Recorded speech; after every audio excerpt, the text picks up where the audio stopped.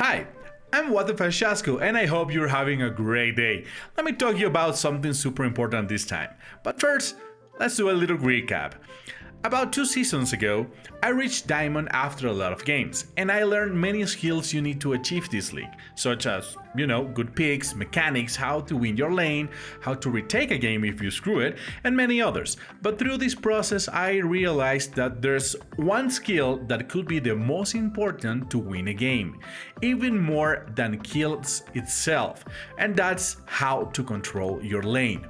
Let me give you an example. And this is something that may have happened to you if you are low elo. Let's say you're fighting mid lane, okay? You killed your opponent once, maybe twice, you have been a little bit cornered, to say at least. Hence, you thought, okay, it's time to go and kill everybody else in the other lanes because I'm fed. So, the opponent mid laner just kept farming, didn't do too much, and suddenly he has 2 more levels, 50 minions, and it hits like a truck. You lost the game for this very reason, and the mid laner was way too much. But how? You may be wondering, because you won the lane, and this is something that sometimes people say. But I won my lane! Yada yada yada, and it's your fault, guys! Okay, this is where you made a mistake. Most of the players, especially in low elos, consider that winning the lane, in quotes, winning the lane, is just killing your opponent twice and then going to the other paths to share great justice like a madman. And it's because winning the lane is not the same as control in the lane. And the reason why I separate these two things is that I need you to understand this correctly. Controlling your lane is based on the premise that you have to deny growth on your enemy, basically castrating them in the best way possible, and that's experience. Because it is more important than gold in the early stages of the game. I mean, gold is important, it is significant, but the less experience they get, the more advantage you will have in the game. Your skills will hit harder and you will have your ultimate faster. And some buff actually hit hard, like for example the ref buff. Second of all, by having your enemy cut from the lane, it won't be able to reach some resources in general. But the question is, how do you manage to do this? And the answer is relatively simple, but it's not easy to do.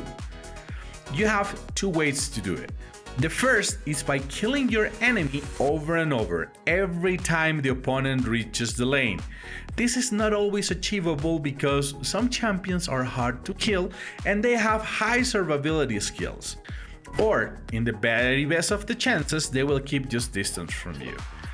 The second one is the most important, and this is by controlling the minion waves that come to you.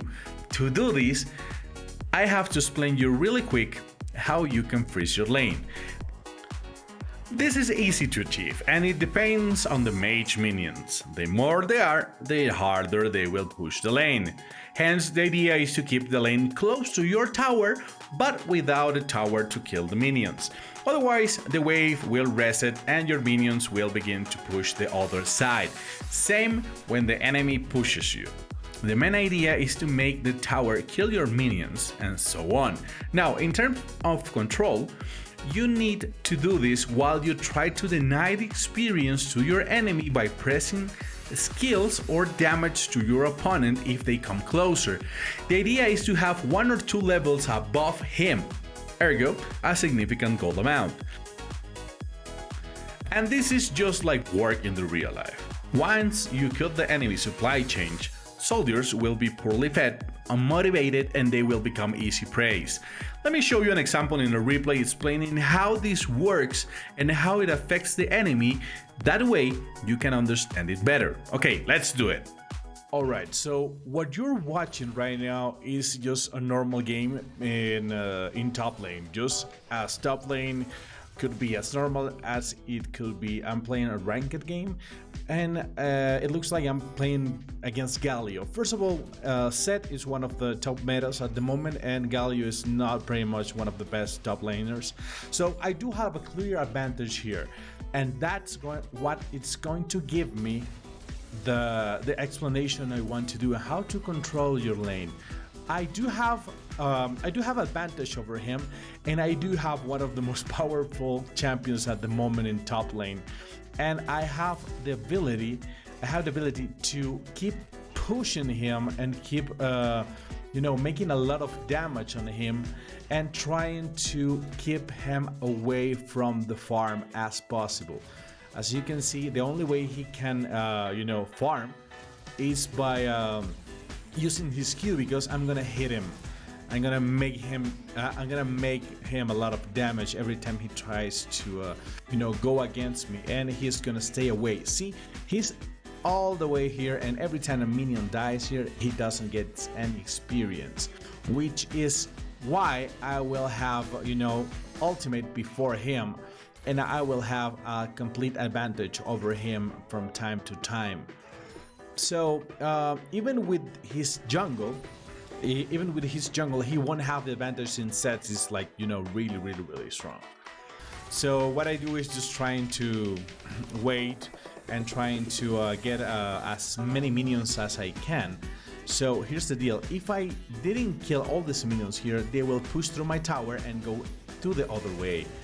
So that's what I'm trying to do. I'm trying to keep it even. See, this is how you freeze a lane. You keep it even, and because he's trying to go after me and I already have level 6, I can push him, I can make damage, I can make him not only push but make a lot of damage. And now I'm gonna get a few items here. This is not actually like super good, and I managed to get one of them, and now I have the advantage over him. I have a lot of damage, and I have some items so I can stay in the fight. So yet again, how do you keep them from the experience from the farm? It's just by pushing them the best you can and trying to go like a little bit over there and push him and trying to make him a little damage, because this is a really abusive champion, and if I make him run right now, they will lose this. See, this is a lot of this is a lot of gold and more experience than any other of the minions there. He has to use his abilities in order to counter the out farm I'm doing for him, because now I'm at least 5 or 6 minions ahead, and I have a kill, so that's even better. All right, so I'm gonna go a little bit right there and see how this can actually help you. So by now I want you to see that I'm 86 minions, 1 kill against 72 minions. So I have pretty much 1 kill here, and that's like around 300 gold, 300 gold. So he's gonna try to kill me. I'm 1 level above him and 3 levels above him. So this is what is going to happen, and this is actually what usually happens when you out-level somebody by a lot. Every single one of my abilities hits like a truck, and he won't be able to fight me. It just doesn't matter. They will try to kill me. I have like a lot of power, and he just won't be able to kill me in any way. See, even Jan is coming to help. So yeah, I managed to get another kill there, and he will just suffer. See, that's what controlling the lane means. You can outfarm, you can outperform, and you can have a lot of potential on your champion against different kind of foes. In this case, Kindred is so behind that if anybody right now from my team sees him, they're gonna kill him. No joke, they're gonna kill him. So eventually I managed to get a lot of kills out of this. For example, this is the next team fight. So I just got the tower because I got the herald, and I can find him. He tries to kill me, but he will just get outperformed. See, I have 3 levels above him, and even if I miss my W, they're gonna die. They won't be able to do anything, and I will keep farming, and I will keep getting a lot of power out of this. And now, just by having 15 minions and the pretty much first half of the game, I have 4 kills already. That's why it's so important to control your lane. He doesn't have a chance now. He just doesn't stand a chance. He won't be able to kill me. I do have a level 2 ultimate, so he won't be able to fight me in any way at all. And this is why this is so important. Eventually I managed to get like a lot of kills. As you can see there, I died, it doesn't matter. I tanked because everybody dies in the other team, and the only one that died, it was me, because I was tanky as hell. So see, that was a little mistake, and eventually I get like a lot of kills in the team fights, because what I really like to do is, in this case, control my lane, because it is important to control the lane, trying to outperform the champion I'm against with. If I can take the tower, awesome. If I can't take the tower, I will take this minion here, and I'll go for the rear hurdle. So that's exactly what I did. That's my formula. It is there's no way to lose in a lane, and it works the same in every single one of the lanes. It doesn't matter. Well, in jungle it is a little different. It's all about outperforming your opponent, getting more levels, getting more ganks, getting more farming, and if you can steal from their jungle, well, you will eventually, again, like I told you, outperform everybody.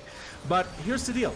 Here's the really cool part, and it's that it works in every single way. If you're mid lane, you can